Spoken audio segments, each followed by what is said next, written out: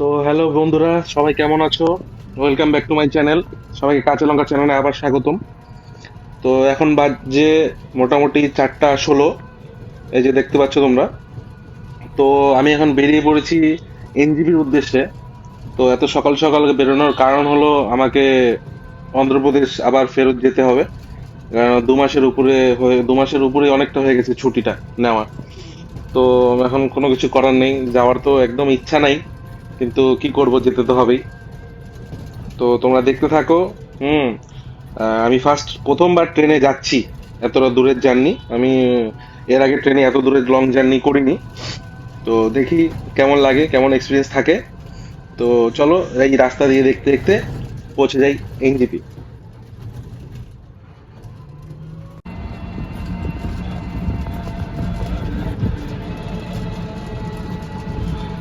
এই শহরটাকে যতবারই আমি আসি, 6 মাস, 1 বছর, 8 মাস পর একদম আলাদা রকম, অন্যরকম লাগে। প্রতিবারই কিছু না কিছু একটা চেঞ্জেস হতে থাকে।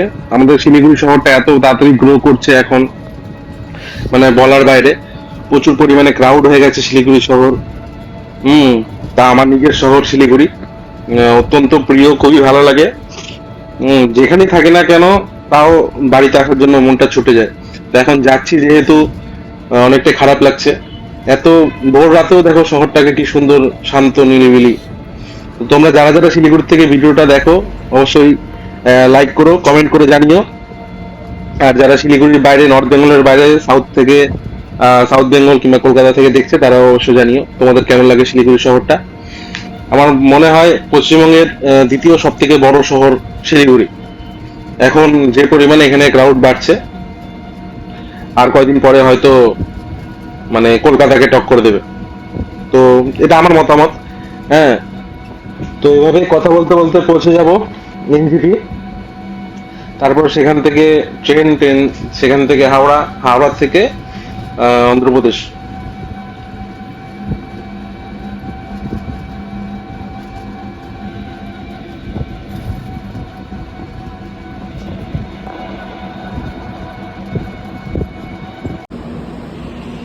তো আমি পৌঁছে গেছি। আমাদের ট্রেনও চলে এসছে। এই যেটা দেখতে পাচ্ছ, শতাব্দী এক্সপ্রেস। ট্রেনটার নামও যেমন, ট্রেনটার ভাড়াও তেমন। তো শতাব্দী এক্সপ্রেস চলে এসছে, এবার উঠে পড়ি ট্রেনে। এই যে এটা আমার সিট, ভালো নিট অ্যান্ড ক্লিন। কিন্তু আমার মনে হয় ট্রেনের ভাড়াটা একটু কম হলে আরো ভালো হতো। এবার দেখা যাক কিরকম সার্ভিস পাওয়া যায়। তো এই যে নিচে ফুটরেস্ট দেওয়া আছে। আর এটা মানে ডাইনিং টেবিলও বলতে পারো, টি টেবিলও বলতে পারো। টি টেবিলই এক ধরনের। তো এটার মধ্যে রেখে তুমি খাবার দাবার খেতে পারো, কিংবা মোবাইল থেকে মুভি টুভিও দেখতে পারো। হুম। তো এখনো সূর্যোদয় হয়নি, ট্রেনটা আর কিছুক্ষণের মধ্যে ছেড়ে দেবে। তো ওই যে ট্রেন আমাদের চলছে, আর সূর্যের আলো দেখতে দেখতে চলে যাচ্ছি।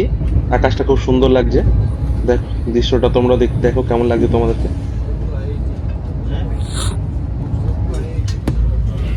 অনেকদিন হয়ে গেছে ভিডিও করা হয় না, তো সেই জন্য হয়তো বা বলার প্র্যাকটিসটা চলে যাচ্ছে।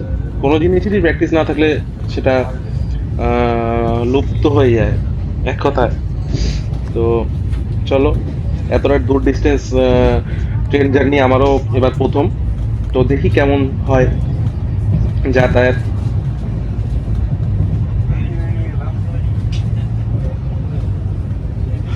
তো সকাল সকাল প্রথমে যে এখন জলের একটা করে বোতল দিয়ে দিয়েছে রেল নীলের তরফ থেকে, জলের বোতলগুলো, মানে আমাদের আইআরসিটিসি থেকে।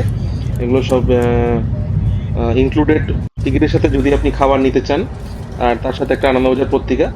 আপনারা বাংলা চাইলে বাংলা নিতে পারেন, এবং ইংলিশ আর অন্যান্য পেপারের ব্যবস্থা আছে অনেক।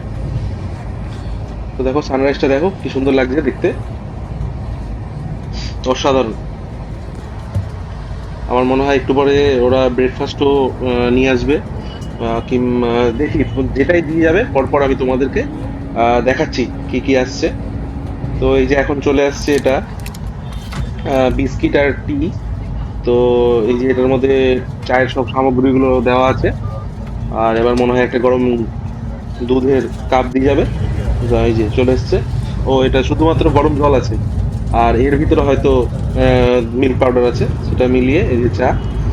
তো তো খেতে মোটামুটি ভালো।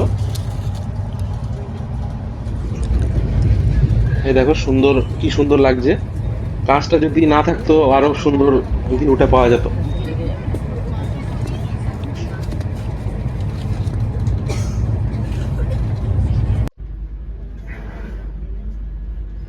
এবার আমরা পৌঁছে গেছি কৃষাণগঞ্জে। তো এবার আমাদের ব্রেকফাস্ট আসছে সকালের, যেখানে আছে একটা ম্যাঙ্গো জুস,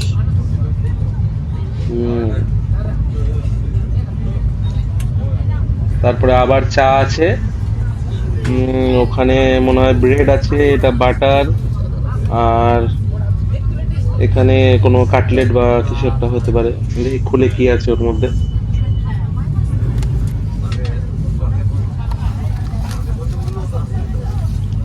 এখানে আবার চা।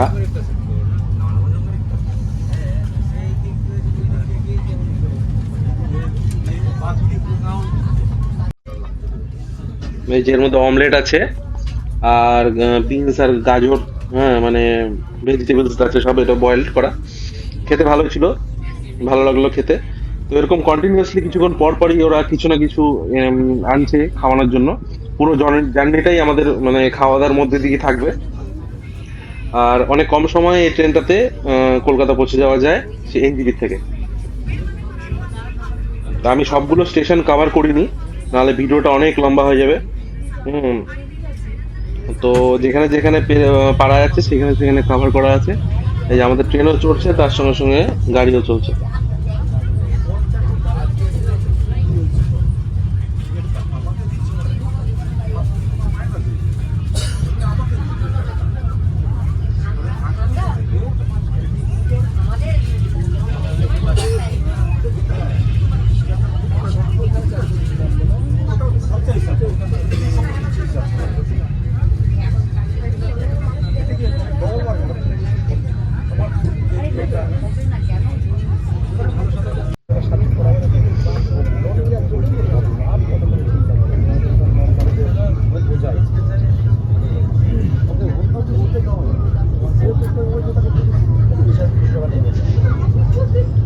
আমার এরকম সবুজে ঘেরা জায়গা খুব বেশি পছন্দ।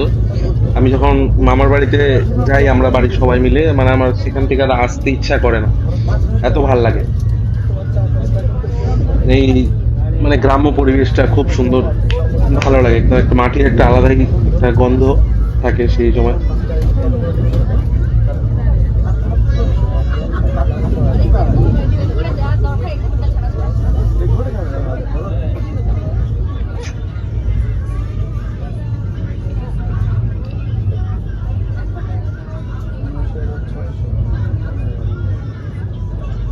ওই গ্রাম্য পরিবেশ দেখতে দেখতে হয়তো অনেকটা দূর চলে এসেছি।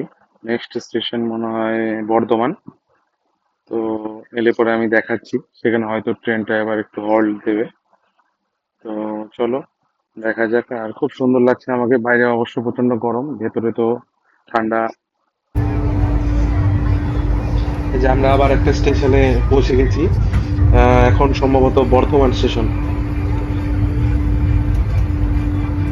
তো স্টেশনটা আসলে পরে আমি তোমাদেরকে দেখাচ্ছি। ট্রেনটা হয়তো সেখানে থামবে একবার। তো এই যে বর্ধমান স্টেশনে ট্রেনটা দাঁড়িয়েছে।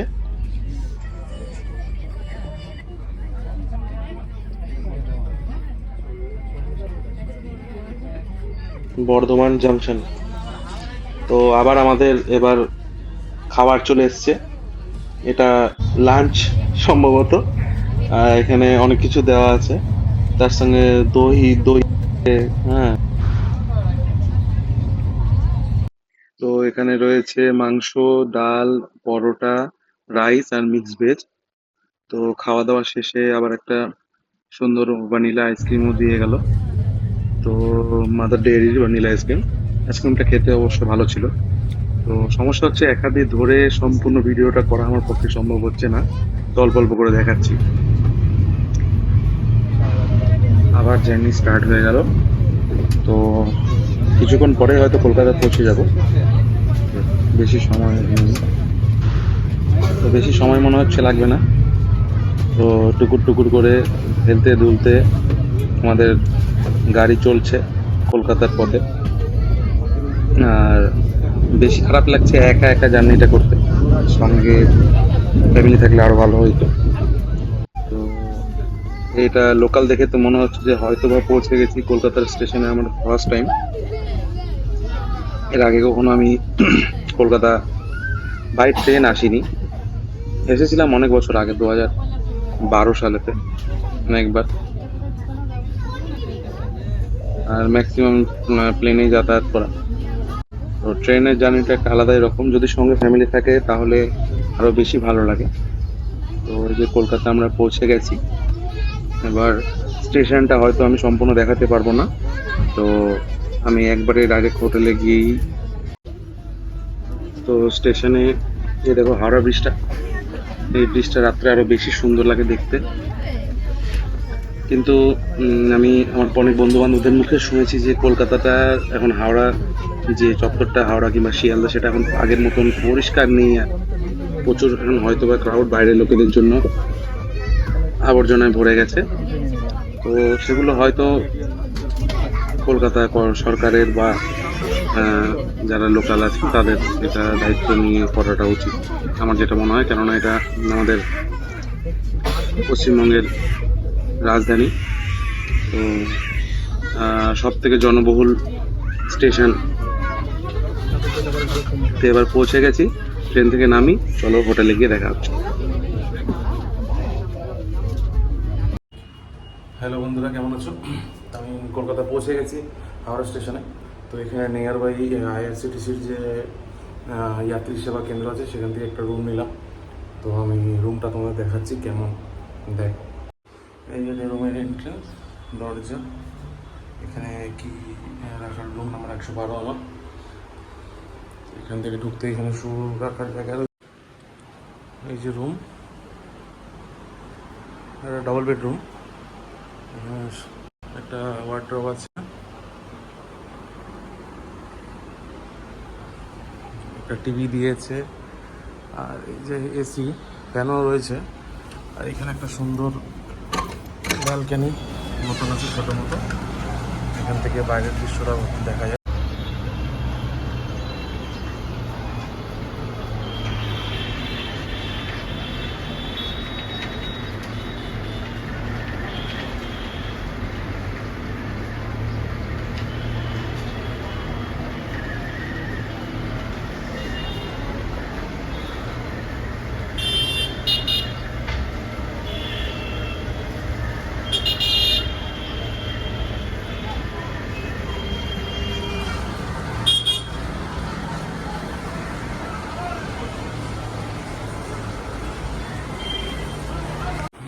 তো এই রুমের যেটা ভাড়া, সেটা নিয়েছে হচ্ছে 1300 টাকার মতন।